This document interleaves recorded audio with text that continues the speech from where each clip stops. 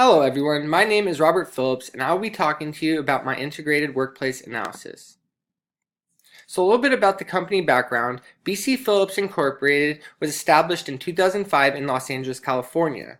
We are a third-party sterilizer maintenance and repair service company that specializes in equipment within the healthcare community. Our services require maintaining and repairing sterilizers, washers, System 1 processors, ultrasonic cleaners, blanket warmers, scrub sinks, etc. We offer 24/7 emergency repair services, and we have existing contracts with several hospitals in the Los Angeles area, which includes USC Keck Medical Center, in which we offer regularly scheduled checkups to minimize any wait times. We provide accurate documentation on every piece of equipment as required by JACO, or also known as Joint Commission for Accreditation of Healthcare Organizations. Customer satisfaction and superior service is our focus point when trying to establish long-term relationships and exceed customer expectations. So change is arguably one of the best words used in every type of organization around the world. As a company, we must view change as an integral responsibility in order to advance and improve productivity. So failing to plan is planning to fail. My company needs to adapt to change if employees want to carry a variety of roles within the organization. My company needs to be responsive, creative, and flexible to retain market share and grow new opportunities, business, and strategies. Therefore, it is important to incorporate a new way for employees to do their work. So some key issues that I pointed out were employees are overworked. Making the change from paper to electronic documentation, and we also have some ineffective business processes. Some key issues would also be the overall quality of work life and the recruiting process as well. My company needs to unfreeze old ways and learn new ways to act and think. So the way my company handles their business isn't wrong, but there's always room for change and improvement. While it is impossible to increase the output of employees by increasing their workloads, there likely will be a trade-off in decreased quality. So for example, our employees are overworked sometimes, so we have less time to devote to each task. So thus corners are cut, which causes the company to future problems down the road. So I would recommend adding more employees to the workforce in order to balance the workload.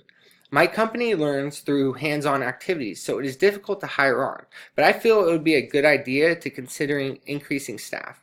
Employees feel they are doing enough by just increasing output, but that isn't the case for everything, because the goal is always to provide the best quality work on every piece of equipment. In order to not fall behind, we need to continue to bring in different perspectives to help solve these issues. So assessment and analysis. We want to develop stronger organizational culture. We want stronger leadership being more proactive. Structural approaches and task technological approaches as well, and create diversity to expand into the global markets, and we want to prioritize and focus on the future. So if my company wants to manage change effectively, then the leader needs to coordinate efforts to assess the team and make a plan to identify specific issues that need to be dealt with. So this means that managing the change process begins with successfully managing the front line. My company needs to make necessary assessments in order to help determine gaps in knowledge, such as certain attitudes and beliefs. I believe an assessment could help address barriers at a unit level. Strong leadership is essential to bring out positive changes in healthcare environments. It's the leader's responsibility to guide and initiate the process of organizational change. So my company has a vision of what a great workplace looks like, and it's the management's responsibility to energize the employees to work every day to their maximum potential. So my company needs to understand structural approaches and task and technological approaches. Structural approaches refer to managerial actions that attempt to improve effectiveness by introducing change through formal practices or procedures and policies, while task and technological approaches focuses directly on the work itself that is performed in the organization. So some solutions and recommendations. I'm going to move this over a little bit for you. So I'm thinking about increasing staff and business partners in order to help increase productivity and employee retention. I want to do on-site training programs to keep up to date with the new technology and equipment. And I want to have effective documentation and communication techniques, as well as reduce wastage by using just-in-time or JIT systems. Just-in-time systems are also referred to as lean systems, which is a methodology or a philosophy that focuses on streamlining operations by closely coordinating all the activities, while its main focus is to eliminate waste. Companies like to use JIT systems because it could be a more cost-efficient method of keeping merchandise in stock. And for an action plan, and I want to engage more with employees through interventions in diagnostic meetings. I also feel team building activities would play a crucial effect. Better compensation and benefits as part of goal setting in order to enhance motivation. And I want to be able to set SMART goals in which they are specific, measurable, attainable, realistic, and timely.